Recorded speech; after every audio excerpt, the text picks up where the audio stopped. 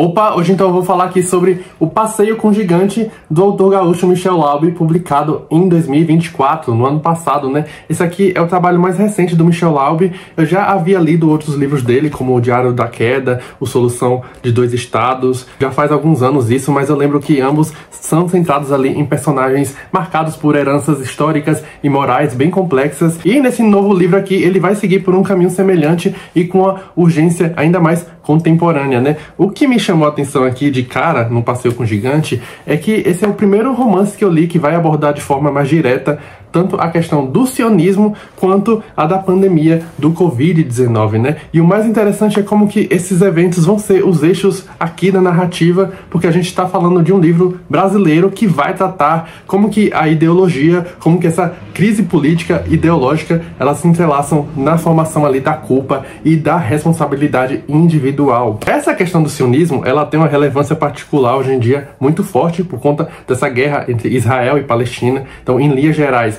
o sionismo é esse movimento político e nacionalista surgido ali no final do século XIX, que defende o direito do povo judeu de retornar à sua terra ancestral e criar um Estado próprio, o que se concretizou ali com a criação do Estado de Israel em 1948. Só que com o tempo, esse termo passou a abranger, digamos assim, algumas controvérsias, sendo visto tanto como essa expressão legítima de identidade, de autodeterminação, só que por outros é também vista como uma ideologia mais associada à ocupação e à violência contra o povo palestino, né? E aí, nesse livro aqui, o Michel Laube, ele vai tratar essa tensão de uma forma bem interna e bem moral, ancoradas nesse contexto brasileiro. A gente vai ter, então, esse protagonista, que é um cara chamado Davi Risman. Ele é um advogado judeu, profundamente ligado à causa sionista, mas que vai entrar numa viagem bem radical na consciência, onde ele vai precisar enfrentar as contradições entre o ideal e a realidade, entre o discurso e a prática. Então, essa história aqui vai se estruturar como se fosse um tribunal de consciência mesmo,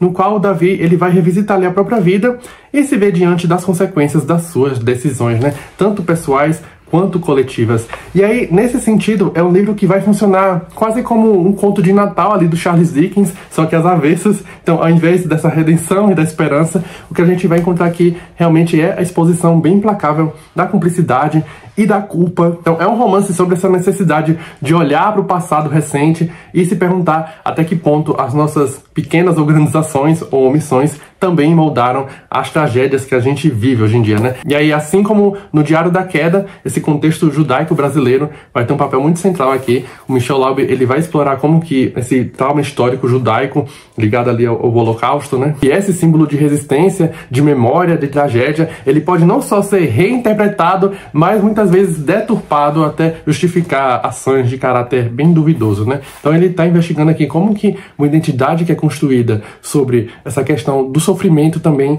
ela pode ser instrumentalizada em discursos políticos e religiosos que vão, digamos assim, distorcer o sentido original da memória e da ética, né? Enfim, já falei demais, né? Deixa eu contar um pouco mais da história em si, né? Então a trama vai partir ali desse discurso feito pelo Davi Risman, que é esse advogado judeu. Ele vai subir ali num palco diante de uma plateia de empresários e de financiadores judeus, e aí ele vai falar sobre a vida dele, sobre a carreira, sobre a família, o sogro, a mãe, a esposa, a filha, e aí ele vai costurando essas lembranças pessoais com outros temas, como as eleições brasileiras, como o antissemitismo e também a questão política ali no Oriente Médio. E aí, logo a gente entende que aquele discurso, na verdade, ele está sendo rememorado, porque o Davi, ele agora está no hospital, ele está revivendo aquele momento, enquanto ele está sendo confrontado por um coro de vozes que está interrogando ele, expondo aqueles traumas e todos os dilemas que se seguiram àquele fatídico episódio do discurso, né? E aí, durante essa reconstrução aqui,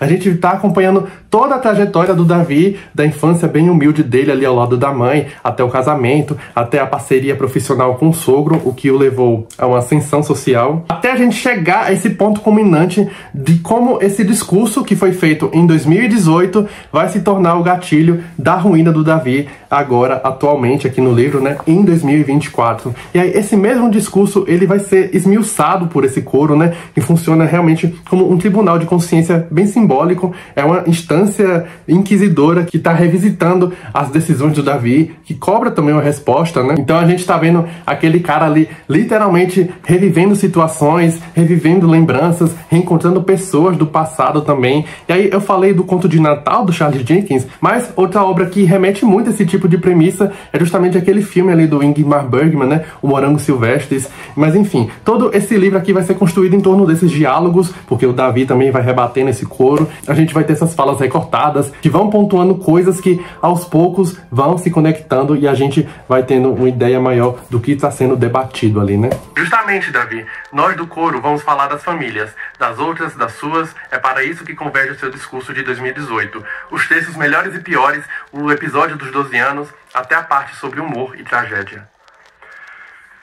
E aí talvez essa soe como uma comparação tanto improvável, mas outro filme que eu me lembrei lendo desse livro aqui foi justamente o A Verdadeira Dor, A Real Pain, ali do ano passado, dirigido pelo Jesse Eisenberg, que também vai examinar essa culpa herdada, esse trauma histórico judeu. Assim, claro, é um filme de comédia dramática focado em relações humanas e tudo mais, mas assim, em ambos os casos, a gente vai ver essa questão da instrumentalização do trauma para sustentar narrativas identitárias ali no presente, né? Mas claro, isso acontece em outra esfera aqui no livro do Michel Laube, porque a gente vai ver, de fato, o discurso político, né? Como que esse discurso político identitário, sem dar muitos spoilers, vai acabar se alinhando com novos governos autoritários, né? Mas enfim, nesse processo aqui, a gente vai ter o tempo inteiro também referências a grandes mitos judaicos que vão corroborar essa retórica política contemporânea aqui do Davi. O Michel Laube, ele cita, inclusive, várias figuras simbólicas da cultura judaica, desde aquele boxeador, o Ben Leonard, inclusive vai dar o nome aqui à empresa deles, né, Ben Seguros,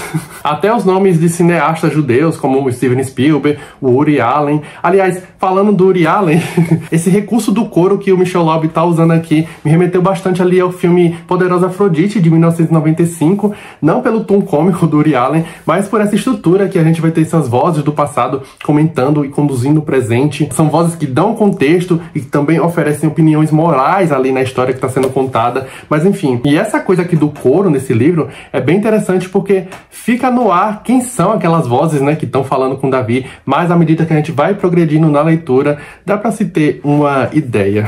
E aí, quando a gente chega nessa revelação de como que aquele discurso do Davi em 2018 se interliga ao fato dele estar no hospital em 2024, a coisa do político para o pessoal, ela começa a se diluir bastante. Então, é um livro que tem essa ambiguidade moral como eixo, ela deixa realmente o leitor com essa sensação de estar diante de um tribunal, né, de um julgamento que não tem uma sentença definitiva. Então esse estilo do Michel Laube é bem interessante porque ele tem esses capítulos curtos e o texto todo é dividido nessa espécie aqui de versículos, não sei, mais ou menos assim, conforme a gente viu ali no Diário da Queda também, né? Vocês querem que eu espalhe uma ideia? Mas que ideia é essa exatamente? Olhar para a história, fazer um acerto de contas com quem fez o que todos fizeram, é isso?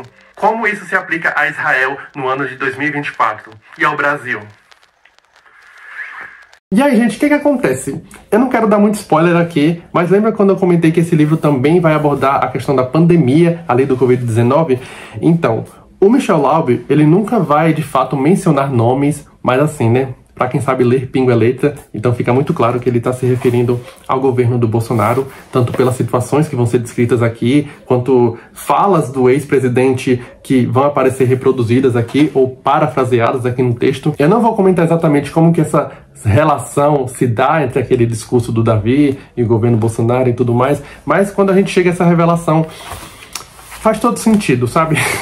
É isso então, gostei bastante aqui do Passeio com o Gigante. É um romance que traz essa proposta de despertar da consciência pela tragédia, que explora como que a identidade, a política, a responsabilidade individual e coletiva se entrelaçam. Então esse coro de vozes aqui, falando com Davi, é um coro punitivo, é um coro inquisidor, que desafia a própria possibilidade de redenção aqui do cara, mas ao mesmo tempo ela convoca a ação, né? Como se o primeiro passo de fato fosse a autocrítica, a autoconsciência. Então essa literatura aqui do Michel Laube, ela não oferece respostas muito fáceis para esses temas que ela aborda, né? Mas ao mesmo tempo é interessante porque ela expõe esse desconforto moral, né? E força a gente a olhar para essas zonas cinzentas da responsabilidade. É isso então, gente. Eu tenho outros livros aqui do Michel Laub em casa. Tô pensando se eu trago eles aqui pro canal também. Mas enfim, se você gostou aqui do vídeo, se inscreve no canal, deixa o seu like, me conta aqui nos comentários se você já leu aqui esse livro, se você já leu outro livro do Michel Laub. Vou gostar muito de saber. Muito obrigado por assistir, um abraço e até a próxima.